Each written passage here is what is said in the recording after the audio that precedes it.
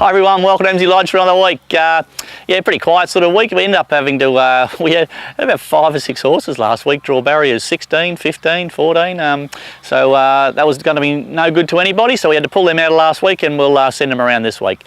A couple of runs last week. Bold Purple, she tried her hardest and ran second, and you know, she's around about the mark in that sort of grade, so she'll continue to find a sort of similar race. We might even give her a crack at 2,000 metres and see if she can actually stay, but she ran the mile out pretty strongly, so probably gets a chance next week.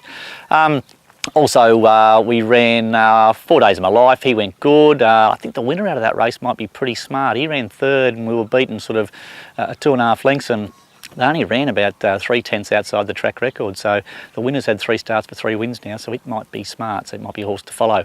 Runners for us this week, as I said, we had to scratch a couple of horses last week because of horrendous barriers, so we'll send them around this week. We'll send old Hot Spin around in a mile at Maui.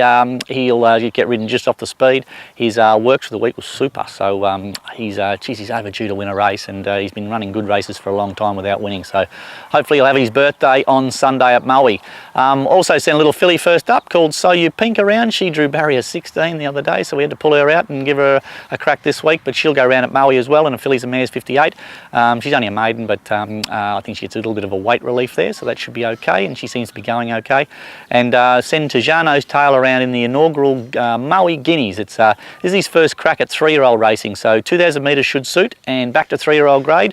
Be really interesting to see how he goes, but his work was good this week. He's nice, healthy, sound little horse, so I know he'll run the trip, but whether the other horses in the race will, so that'll be interesting to sort of see how he goes, but certainly wouldn't surprise me if he puts his head in front there, that's for sure.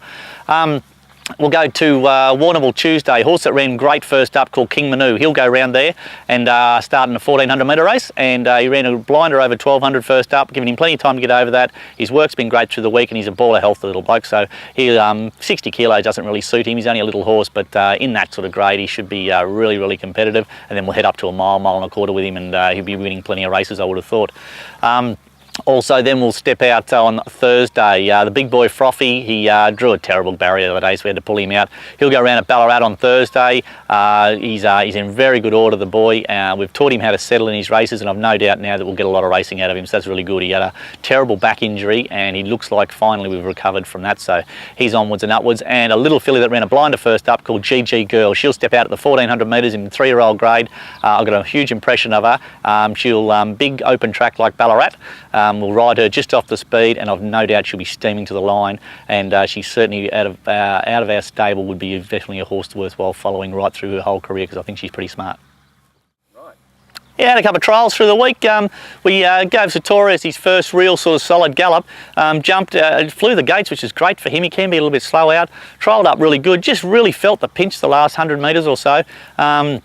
And I was a little bit disappointed with his fitness. I thought he was a little bit further in fitness than he actually is, so he's probably got a bit of a question mark whether we step him out on the futurity next Saturday or not. On that trial I would think he won't, but I'll give him a nice solid gallop on Tuesday morning and see how we go. But he might have to wait a week, might even run him first up in the Blamey, or maybe the first up in the Bendigo Mile or something like that. But on what I saw yesterday, I would think that he would, he didn't trial bad, and they ran really quick time, but he just really felt the pinch a lot late. Ryan Maloney came down and rode him and said he felt fantastic, and the horse seems to be going as good as ever, but he just probably lacks that 1 or 2 real hard gallops, so that's okay. We're in no hurry with him. We're only going to give him a very, very light autumn, and then set him for some decent races in the spring, so if he doesn't step out early in the autumn, that's no big drama. We can step him out a little bit later. Another filly, Dash Ahoy, she had throat surgery and has come back, and this is her first trial since then, and we gave her a pretty soft trial. She showed good speed, and Josh wasn't very tough on her getting to the line, and I still thought she trialled up okay. And a horse called Spherical, he looks to be, has come back fantastic. We just rode him nice and quiet, let him work home. His last 50 was very, very strong. He's now ready to go to the races, and we'll find a nice little race for him in a couple of weeks.